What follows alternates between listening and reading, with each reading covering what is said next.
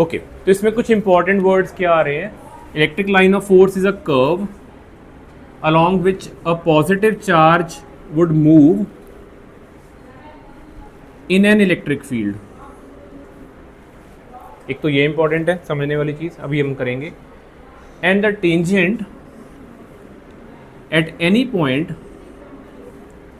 Gives the direction of electric field at that point. Of course ये भी साथ में आएगा.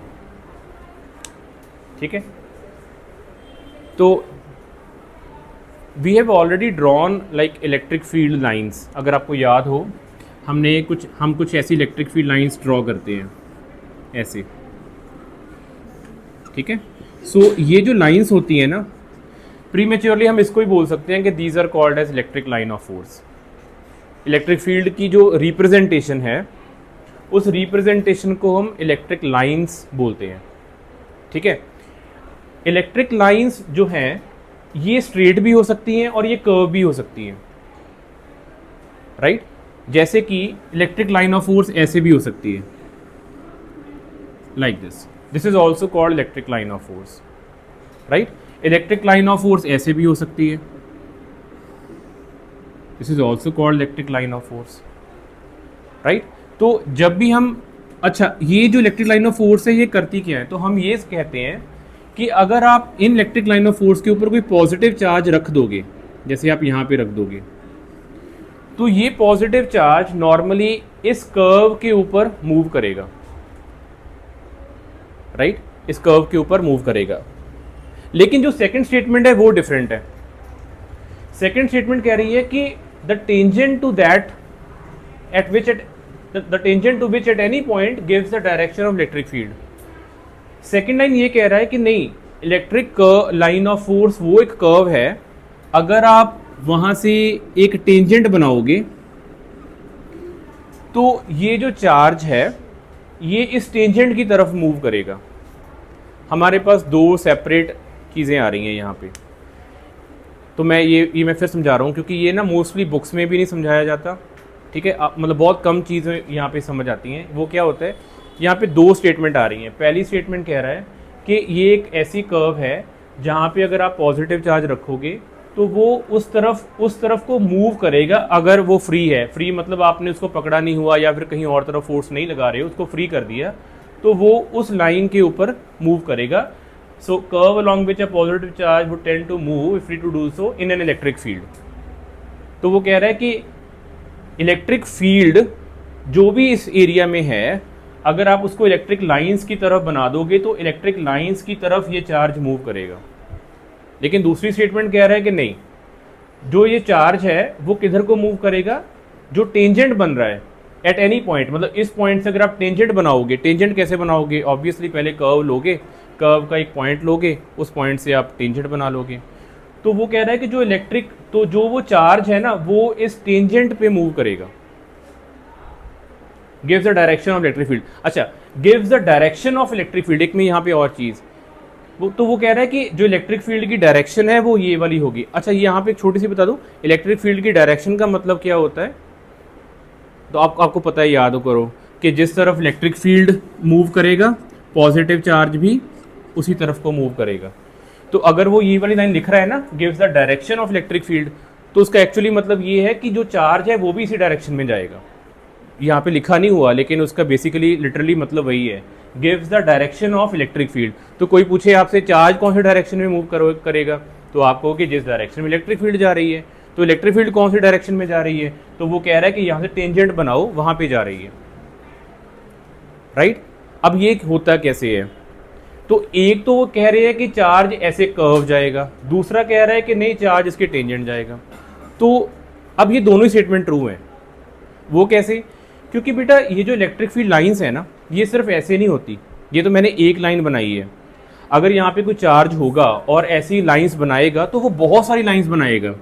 ऐसे ये भी एक लाइन बनेगी, ये एक और लाइन बनेगी, ये एक और होगी, थोड़ा सा गैप छोड़ के इससे भी क्लोज होंगी. ये तो हम बहुत दूर बना रहे हैं अभी. राइट, तो अभी सोचो क्या होगा, आप सोचो. आई होप आप थोड़ा सा अब इसको क्लियर कर पाओगे. मान लो ये चार्ज यहाँ पे है तो चार्ज जो जाना चाहिए वो टेंजेंट जाना चाहिए, तो यहाँ से टेंजेंट बना लो, टेंजेंट। जैसे ही टेंजेंट बना, चार्ज पहुँच गया यहाँ से इस ऊपर वाले पॉइंट पे। अब वहाँ से टेंजेंट बना के देखो, वहाँ से टेंजेंट थोड़ा सा कर्व और इधर को बनेगा ऐसे। तो ये जो चार्ज है अब ऊपर नहीं जाएगा, इस टेंजेंट की वजह से इधर चला जाएगा, राइट। अब यहां से टेंजेंट देखो तो वो और इस तरफ को इंक्लाइन हो जाएगा, तो चार्ज ऊपर नहीं जाएगा, यहां से और इंक्लाइन हो जाएगा, मान लो यहां पे आ गया। और करते करते एक बार ये टेंजेंट ऐसे ही हो जाएगा। अगर मैं ये कर्व थोड़ी सी आपको ऐसे दिखा दूं, मान लो ये कर्व ऐसे जा रही है, तो ये ऐसे हो जाएगा टेंजेंट। तो अब ये जो चार्ज है ये करता करता करता करता अब हॉरिजॉन्टली हो जाएगा। अब एक और यहाँ पे फील्ड आएगी, ऐसे सॉरी इलेक्ट्रिक फील्ड लाइन आएगी जो यहाँ से ऐसे जा रही होगी, लेट्स से ऐसे। अगर ये वाला चार्ज अब यहाँ पे पहुँच गया तो इसका भी टेंजेंट नीचे को बन रहा है, तो इसका मतलब यहाँ से अभी जो चार्ज है वो नीचे को जाना स्टार्ट हो जाएगा, ऐसे थोड़ा सा दूर जाएगा लेकिन यहाँ पे पहुँच जाएगा नीचे को। जब यहाँ पे पहुँचेगा तो एक और इलेक्ट्रिक फील्ड लाइन आ रही होगी। तो I hope you are now getting the point. तो क्या हो रहा है, तो ये चार्ज और नीचे को आ जाएगा टेंजेंट उसके। तो जो भी ये पॉजिटिव चार्ज है ये एक्चुअली कौन सी मोशन ले रहा है, ये ऐसी मोशन ले रहा है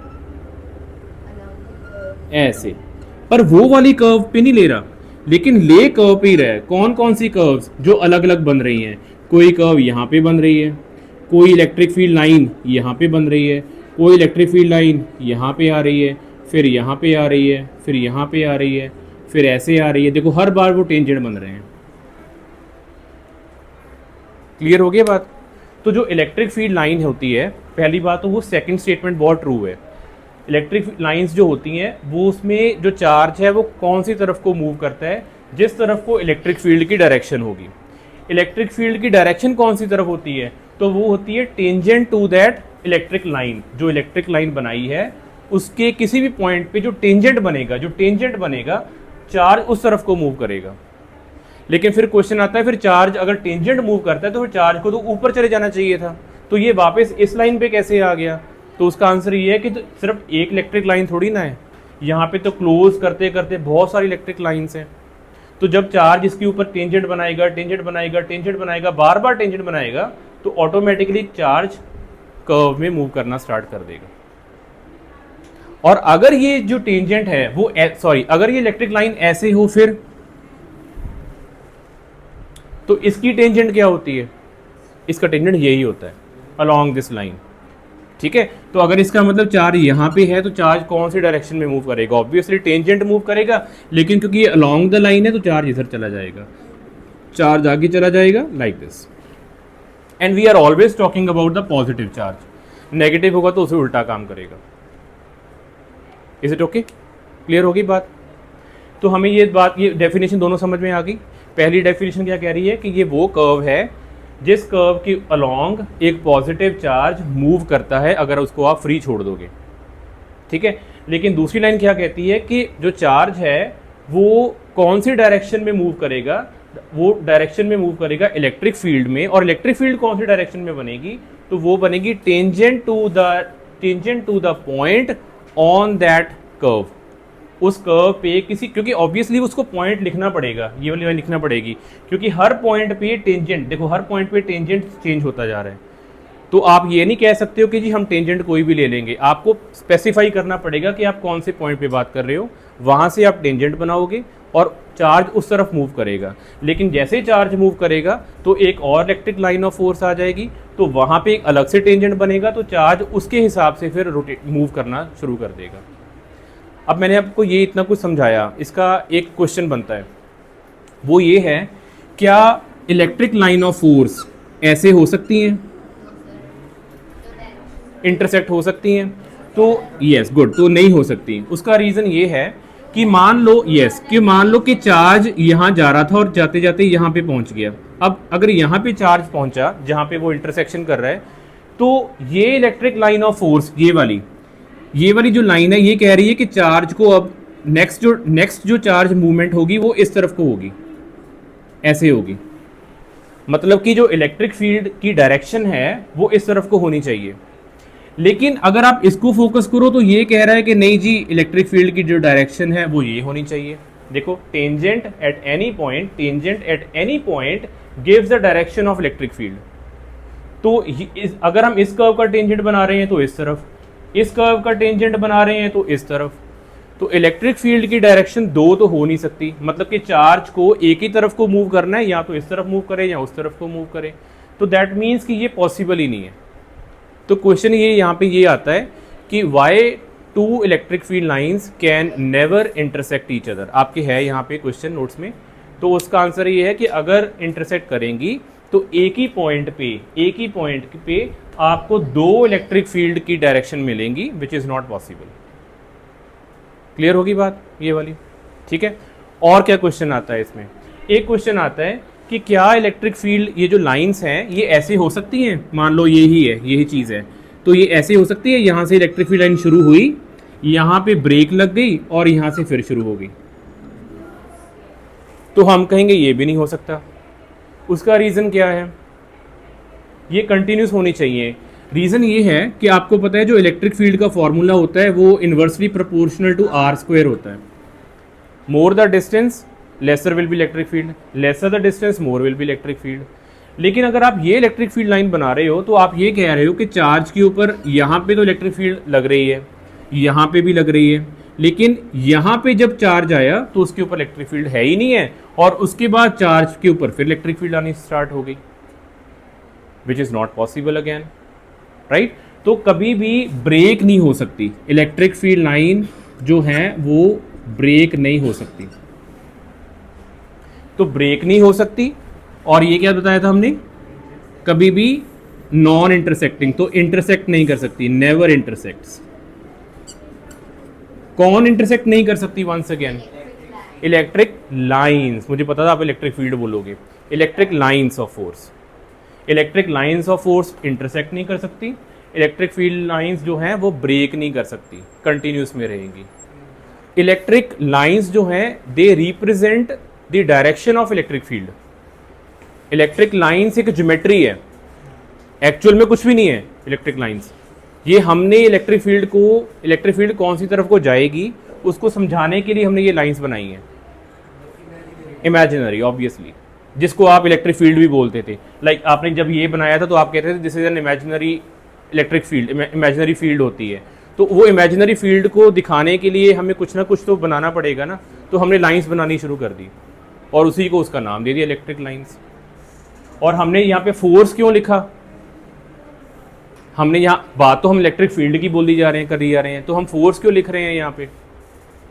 याद है आपको कल वाला, सॉरी दो तीन दिन पहले हमने क्वेश्चन का आंसर दिया था कि why we study electric field. Electric field study क्यों करते हो? क्योंकि हमें उसका इफेक्ट फोर्स पे दिखता है। जहाँ पे इलेक्ट्रिक फील्ड होगी वहाँ पे फोर्स होगी, एज सिंपल एज दैट। तो अगर हम यहाँ पे फोर्स स्टडी कर रहे हैं, इलेक्ट्रिक लाइंस ऑफ फोर्स, तो आप यहाँ पे ये कंफ्यूज नहीं होगे कि यार हम फोर्स स्टडी कर रहे हैं कि इलेक्ट्रिक फील्ड स्टडी कर रहे हैं। दोनों चीज़ें सेम ही हैं। जहाँ पे इलेक्ट्रिक फील्ड होगी वहाँ पे फोर्स होगी, जहाँ पे फोर्स लग रही है तो वहाँ पे डेफिनेटली इलेक्ट्रिक फील्ड प्रेजेंट होगी। क्लियर? तो इसलिए ये फोर्स लिख रहे हैं हम, क्योंकि अल्टीमेटली हम चार्ज के ऊपर, चार्ज को मूव करवा रहे हैं। तो मूव तभी करवा सकते हैं बेटा जब उसके ऊपर फोर्स लगेगी।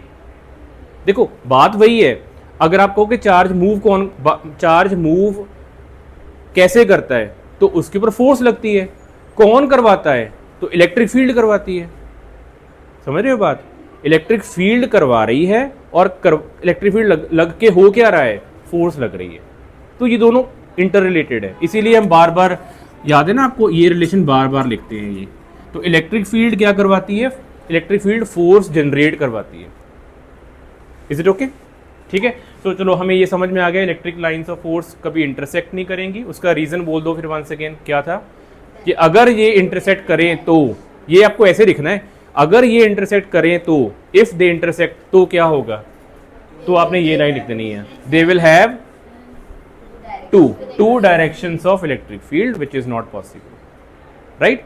और ये वाला क्या आंसर था? अगर ब्रेक नहीं करती, कंटिन्यूस होती हैं। अगर ये ब्रेक कर जाए तो क्या होगा? इलेक्ट्रिक फील्ड कहीं पे आएगी और कहीं पे जीरो हो जाएगी, उसके बाद दोबारा से आ जाएगी, which is again not possible.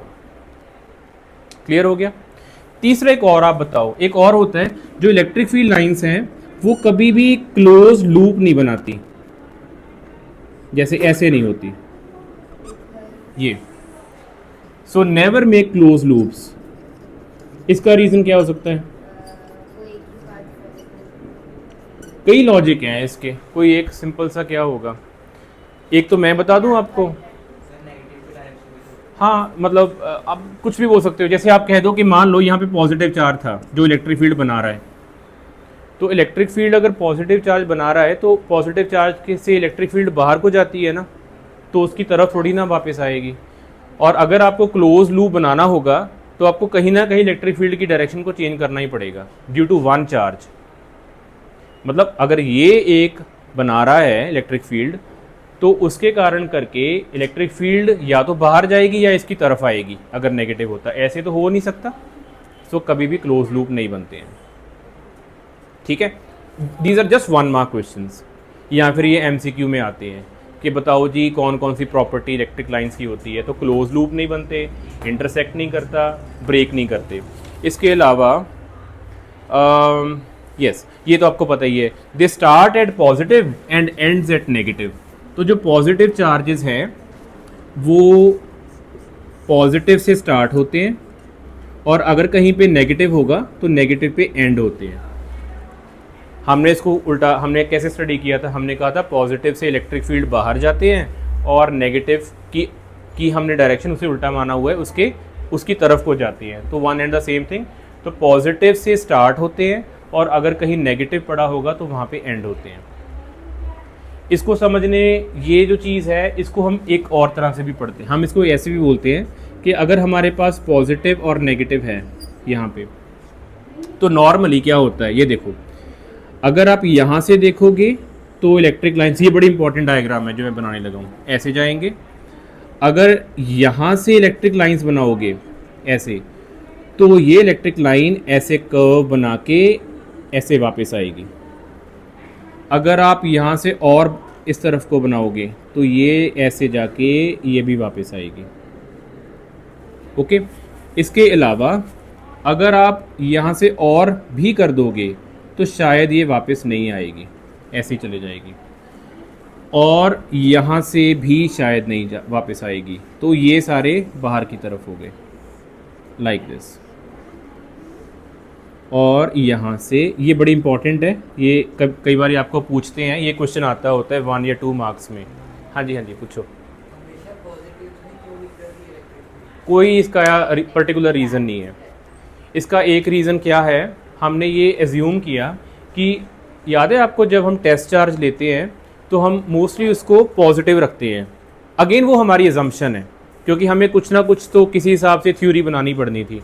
तो हम क्या करते हैं, हमने सोचा कि यार यहाँ पे हम पॉजिटिव टेस्ट चार्ज रखते हैं और सोर्स चार्ज को भी पॉजिटिव लेते हैं, राइट। तो जो पॉजिटिव टेस्ट चार्ज साहिब रखेंगे तो वो किधर जाएगा? ऑब्वियसली इसकी तरफ तो नहीं आएगा, इससे दूर जाएगा। तो वहाँ से हमने एक बेंचमार्क बना लिया कि ठीक है जी, हमारे पास पॉजिटिव चार्ज था, यहाँ पे भी हमारे पास पॉजिटिव था, तो ऑब्वियसली पॉजिटिव दूर जाएगा। तो हमने इलेक्ट्रिक लाइंस पॉजिटिव से बाहर की तरफ को एज्यूम कर ली। और अगर हमने बाहर की तरफ को एज्यूम की तो ऑब्वियसली नेगेटिव में हमें उसका उल्टा करना पड़ेगा। इसका कोई वो रूल नहीं है। जैसे आप मेरे से पूछ लो कि जी सर आप जो वाई एक्सिस लेते हो, एक्स एक्सिस लेते हो, तो इधर को ही क्यों पॉजिटिव वाई लेते हो, इधर को क्यों नेगेटिव लेते हो? हमें एक तो कोई ना कोई मानना पड़ना था। हमने ऊपर से पॉजिटिव वाई मान लिया तो हमें उसे उल्टा नेगेटिव वाई मानना पड़ा। इधर को हमने प्लस एक्स मान लिया तो दूसरा हमें प्लस माइनस एक्स मानना पड़ा। इसका ये तो कोई फंडा नहीं है कि किसी को शायद जिसने बनाया उसको लेफ़्ट नहीं पसंद होगा, लेफ़्ट को उसने नेगेटिव कर दिया, राइट को उसने positive. We don't know. But हाँ ये ज़रूर है, ये नहीं आप कर सकते कि अगर आप इसको प्लस लोगे तो आप यहाँ भी प्लस लोगे, ये नहीं हो सकता, राइट। ठीक है, तो बस यही है एक रीज़न। ओके, तो ये वाली आप बेटा डायग्राम बना लो सारे। ऐसे यहाँ पे जो नेगेटिव आएगा वो इस तरफ को आएगा, ऐसे, फिर ऐसे, फिर ऐसे, लाइक दिस। ओके, तो ये बहुत इंपॉर्टेंट एक इलेक्ट्रिक फील्ड लाइंस की डायरेक्शंस हम बताते हैं for a positive negative charge. So for a two dissimilar charges, two dissimilar charges. तो ये हम बना रहे हैं electric field lines direction. Okay, so this is the electric field lines for two dissimilar charges.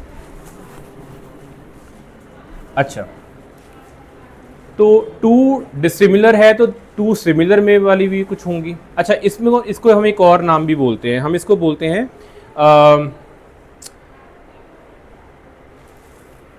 Okay, we call this as they contract lengthwise, contract lengthwise, they contract lengthwise. Contract lengthwise contract होता है कि कोई चीज़ जो expand हो रही थी वो expand नहीं हो गई, वापस कॉन्ट्रैक्ट हो गई। मतलब कि जैसे ये वाली लाइन है, ये लाइन बाहर को जा रही थी लेकिन बाहर नहीं गई, दोबारा से अंदर आ गई। This is called as contract. ठीक है, कॉन्ट्रैक्ट, राइट। तो ये एक तो ये हो गया। अच्छा, अब दूसरी डायग्राम बनाते हैं। टू डिसिमिलर चार्जेस लिखती है, अब लिखते हैं टू सिमिलर चार्जेस। उनका कैसे बनेगा? तो two similar charges, okay, two similar charges, इसमें इलेक्ट्रिक फील्ड लाइंस कैसी होंगी? राइट, तो इलेक्ट्रिक फील्ड लाइंस की डायरेक्शन, अगर टू सिमिलर चार्जेस, मान लो यहाँ पे पॉजिटिव पॉजिटिव है, राइट। तो एक बात तो क्लियर है कि पॉजिटिव से भी इलेक्ट्रिक फील्ड लाइन स्टार्ट होगी, बाहर को जाएगी, तो यहाँ पे इन तो हो नहीं सकती, है ना। तो इस केस में क्या होता है, तो इलेक्ट्रिक फील्ड लाइंस यहाँ से निकल गई, यहाँ से भी निकलेगी, लेकिन जब ये क्लोज आएंगी तो ये इंटरसेक्ट नहीं कर सकती। हमने पहले स्टडी किया, they can not intersect each other. वो ठीक है यार, होना डांस क्यों करी जाने हो। So basically they will, this is called as expand laterally, expand laterally, ऐसे कुछ इस हिसाब से। ठीक है, तो बाकी भी सेम, जो ये होगी वो भी ऐसी जाएगी।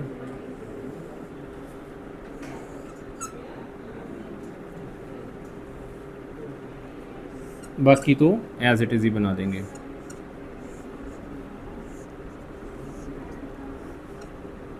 और नीचे से भी ऐसे।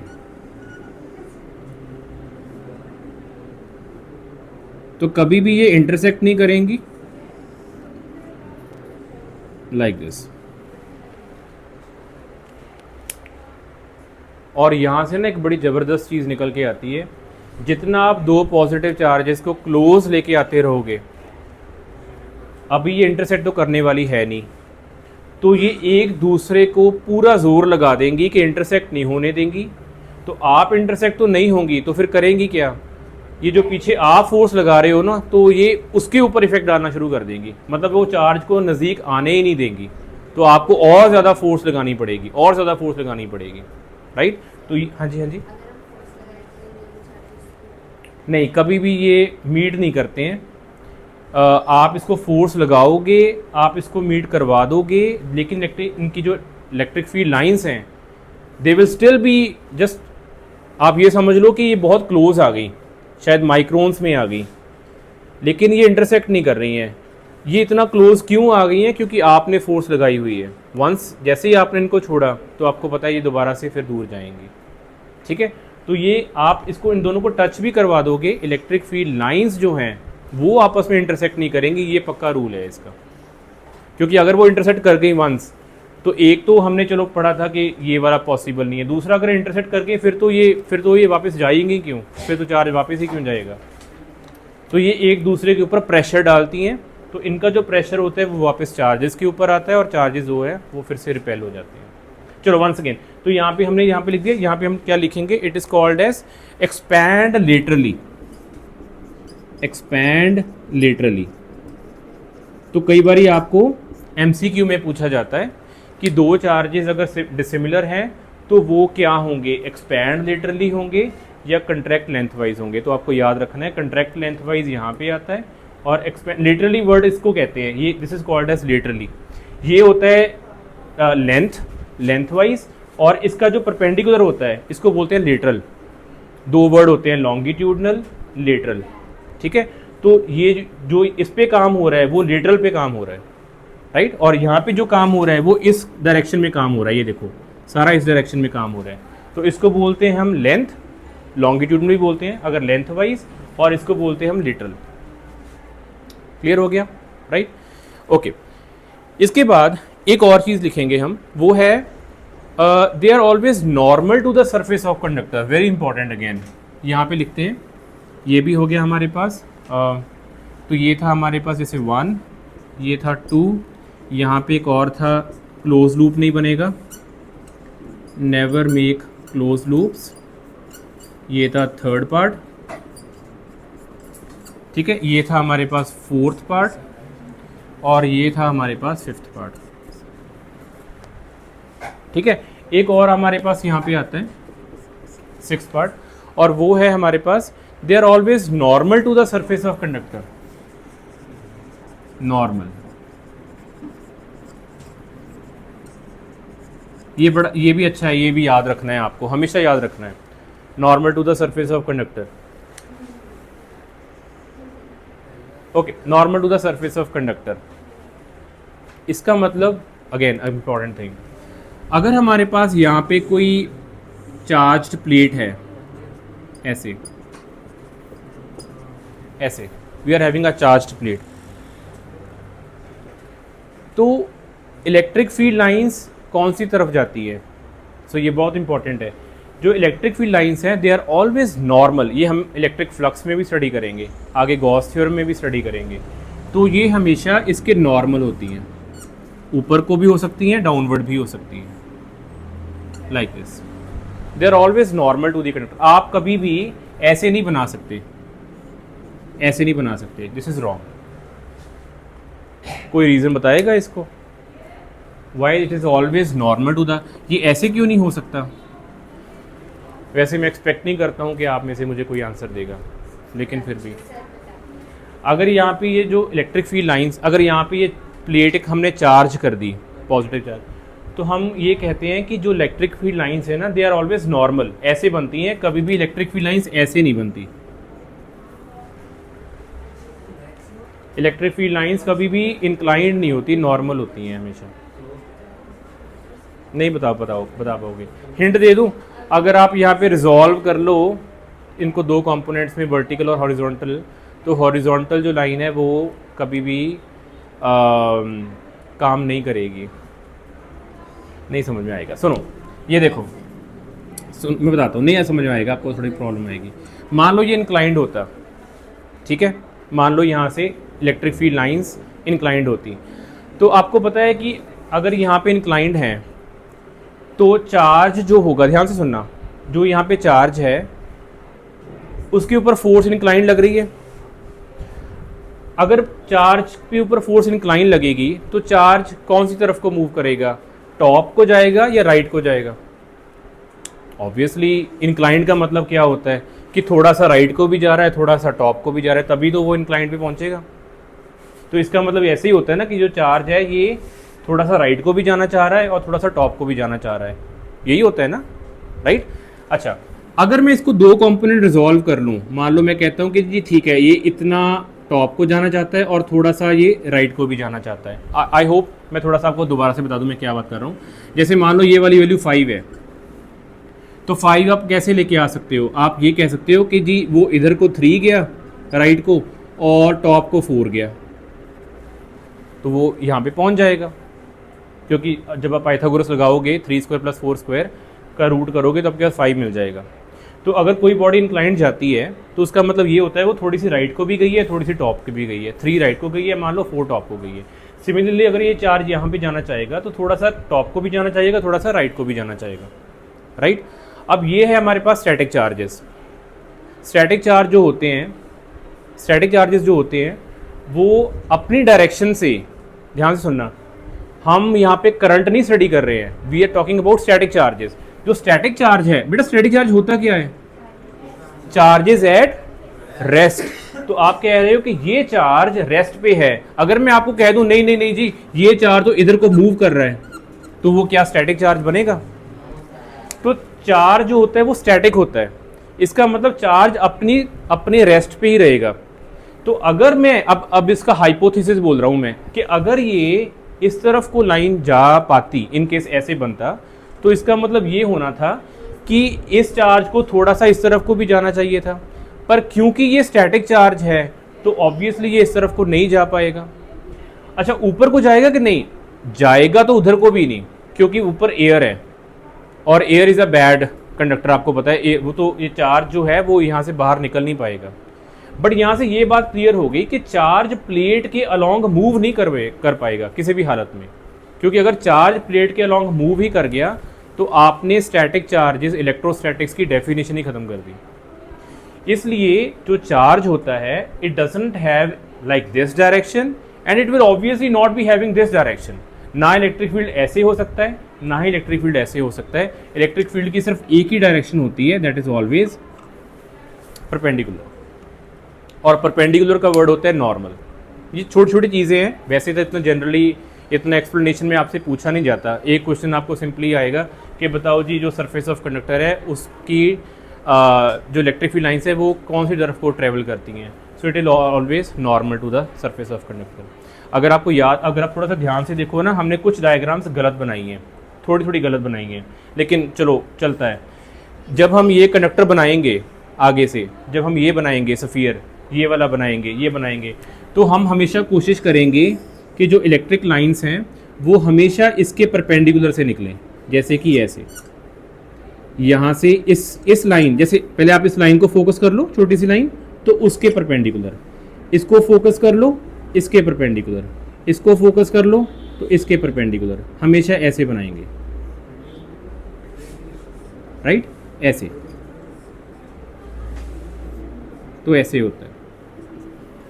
मतलब अगर हमारे पास एक सफियर होता, याद रखना यहाँ पे हम कंडक्टर की बात कर रहे हैं। कंडक्टर का मतलब क्या होगा कि हमारे पास मल्टीपल चार्जेस है उसमें।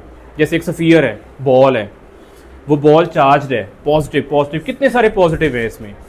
तो वहाँ पे जो इलेक्ट्रिक फील्ड कैसे जाएगी, वो हमेशा उस सरफेस के नॉर्मल जाएगी। तो आप पूछोगे सर सरफेस कहाँ पे बनाए, तो आप छोटा छोटा सरफेस यहाँ पे ड्रॉ कर लो, ऐसे इसको थोड़ा थोड़ा फोकस कर लो, तो वहाँ से जो नॉर्मल्स जाएंगी वो होती है इलेक्ट्रिक फील्ड की डायरेक्शन।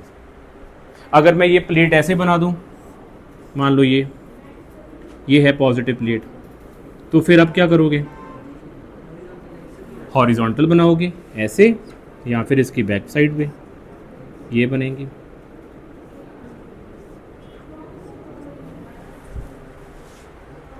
क्लियर हुई बात बेटा? ठीक है।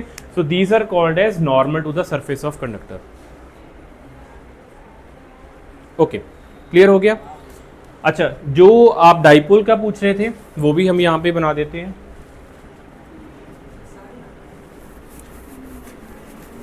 तो डाइपोल वाला केस फटाफट यहां पे भी कर लें। तो इन केस ऑफ डाइपोल, तो डाइपोल भी हम एक्चुअली दो डायग्राम बना देते हैं। एक तो यही बन जाएगी, हमारे पास डाइपोल ही बनाते हैं, यहाँ पे नेगेटिव रखते हैं और यहाँ पे पॉजिटिव, उल्टा कर दिया, ठीक है। पॉजिटिव नेगेटिव आपको पता है मतलब सेम ही है, चाहे नेगेटिव पॉजिटिव कर दो जैसे भी। तो dipole and it is separated by some distance, तो ये हमारे पास वो डिस्टेंस था, this is called a dipole, ठीक है। तो पॉजिटिव से पहली बात बाहर निकल। अब मैं दो डायग्राम बनाऊंगा, मैं आपको दिखाता हूँ कैसे। मान लो ये है हमारे पास प्लस क्यू, ये हमारे पास है माइनस क्यू। तो प्लस क्यू, तो हमने क्या किया था, प्लस से बाहर निकलेंगी और नेगेटिव के अंदर जाएंगी। सिमिलरली प्लस के बाहर, नेगेटिव के अंदर, लाइक दिस। और थोड़ा सा ना यहाँ पे हम इसको थोड़ा गैप ज़्यादा देंगे, जैसे कि ऐसे, ठीक है। और यहाँ से भी ऐसे, ये हो गया। बाकी अगर हाँ आपको इसको पूरा करना है तो आप इसको ऐसे बाकी थोड़ा शो कर देना कि यहाँ पे, क्योंकि ये वाली अंदर नहीं जा रही हैं लाइंस, तो ये ऐसे ऐसे काम कर रही हैं। ऐसे ही यहाँ से भी बाहर को इस तरफ और ऐसे। लेकिन ये मैंने पता क्यों बनाया, अगर मान लो ये प्लस क्यू माइनस क्यू की जगह ये होता -2q या -4q, चलो -2q एंड +2q, तो क्या होता? Any idea?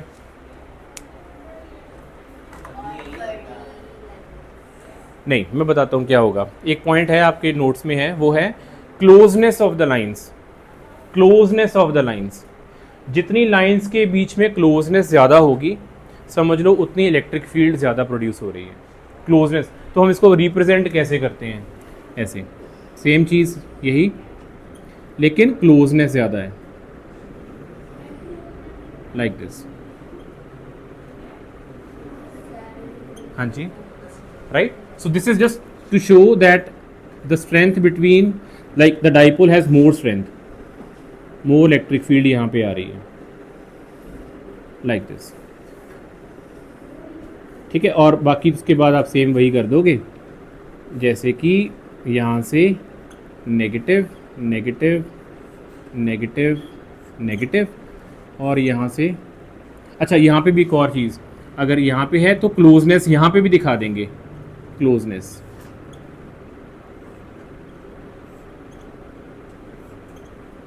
Like this.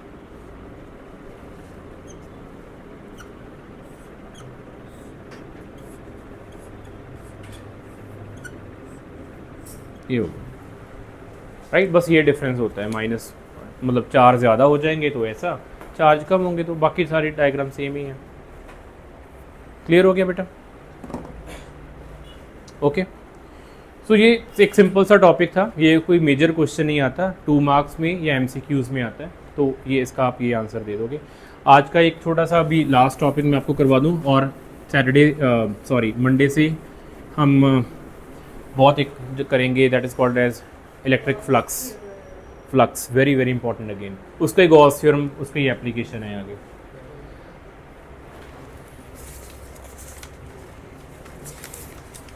Okay, तो ये जो नेक्स्ट टॉपिक है, it is called as continuous charge distributions. छोटा सा टॉपिक है, इसमें हम 3 एक्चुअली चलो ठीक है 3 यूज़ करते हैं। One is called as line charge distribution, line charge distribution, इसको हम रो से शो कराएंगे। एक होता है surface charge distribution, surface charge distribution, इसको हम सिग्मा से शो करेंगे। और एक होता है वॉल्यूम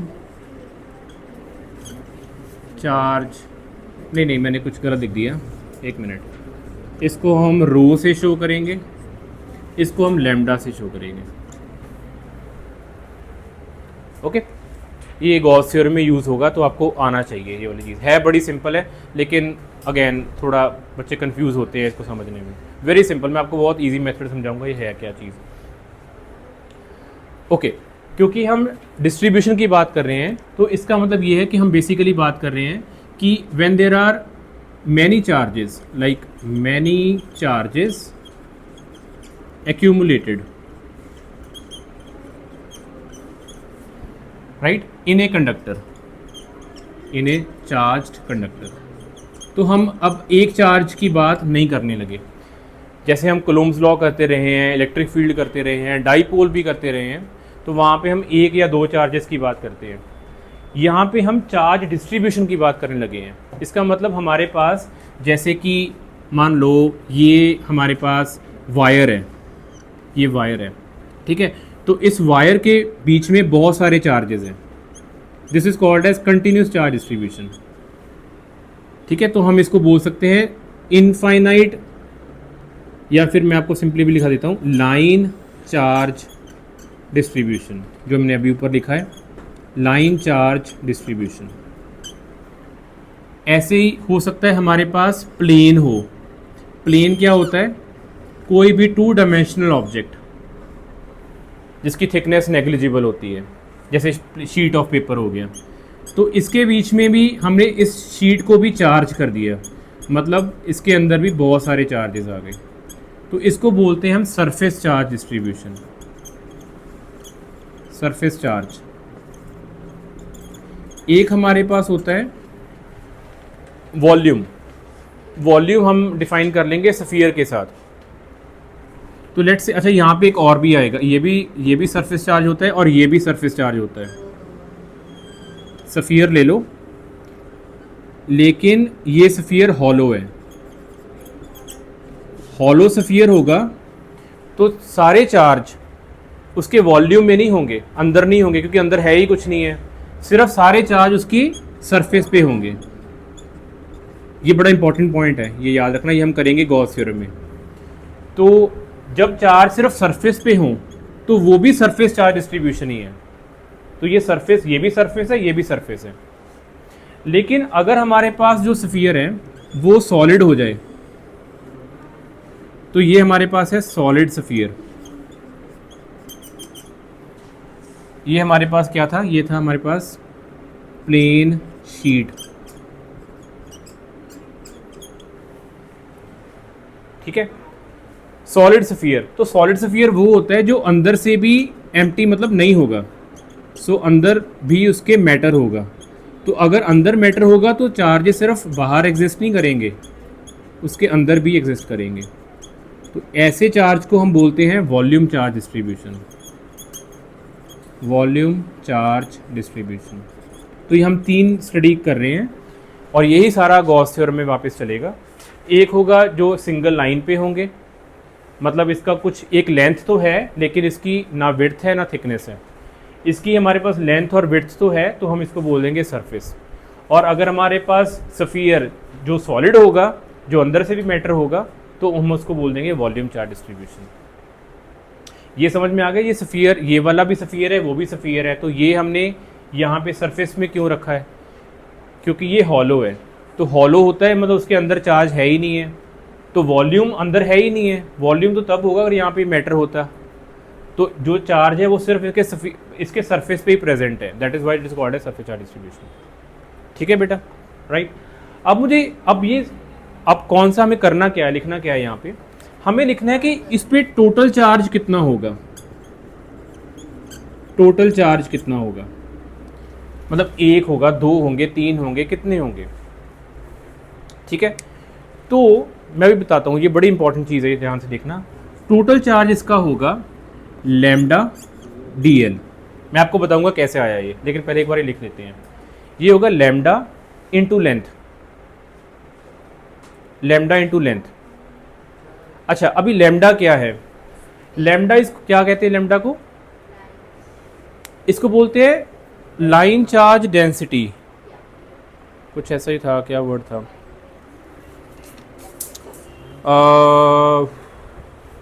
हाँ, लाइन चार्ज डेंसिटी।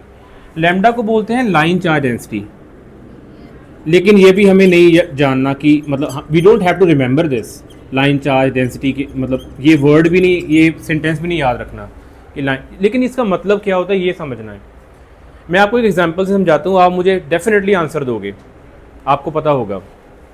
मान लो बेटा, मैं आपको कह दूं कि 1 मीटर में, इन 1 मीटर, सिर्फ एक एग्जांपल से समझा रहा हूँ, in 1 metre there are lambda charges.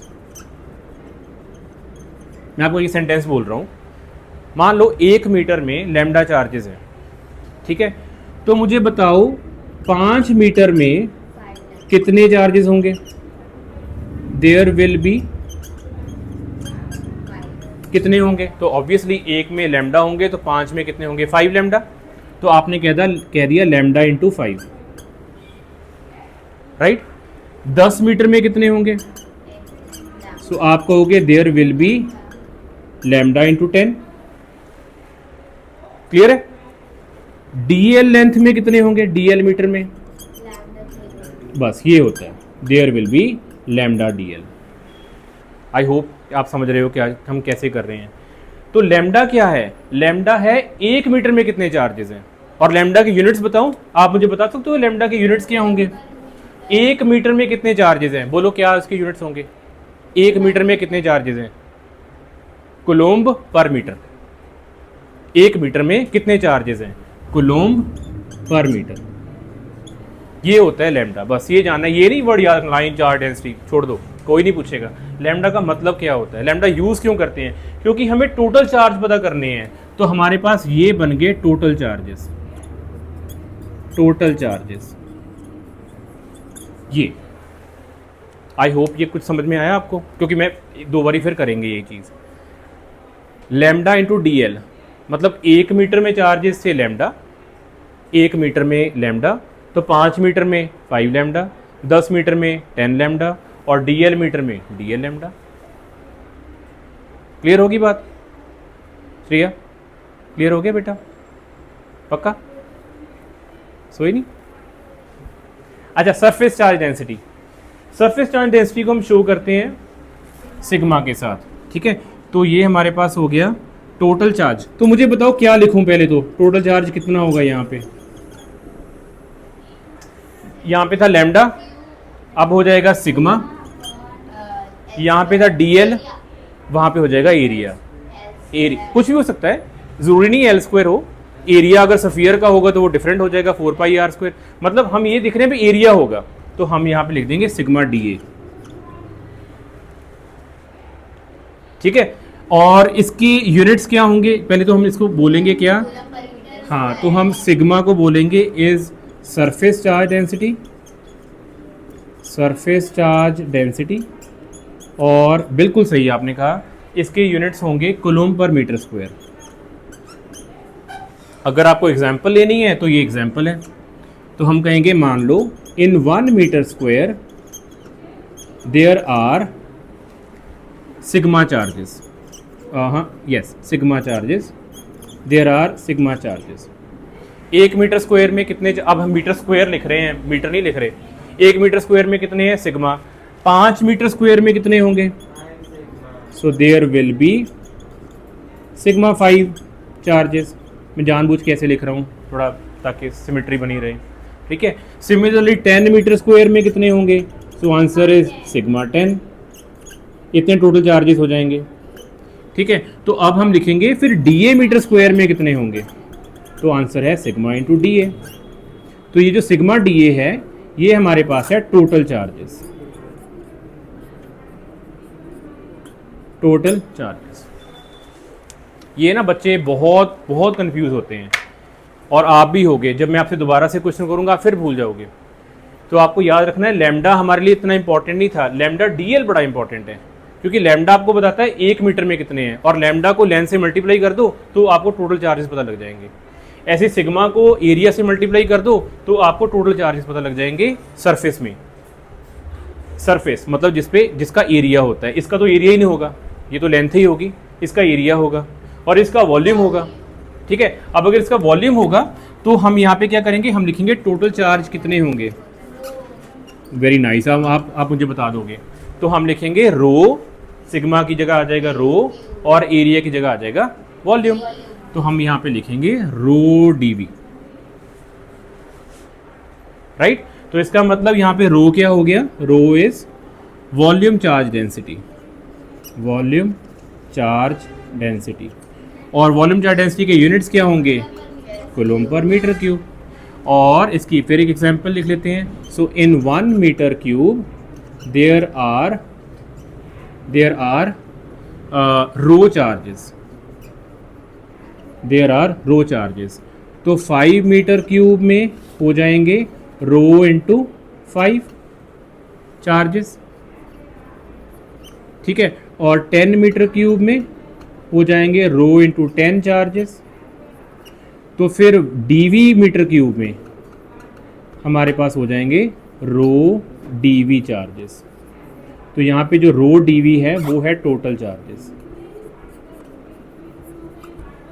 Total charges.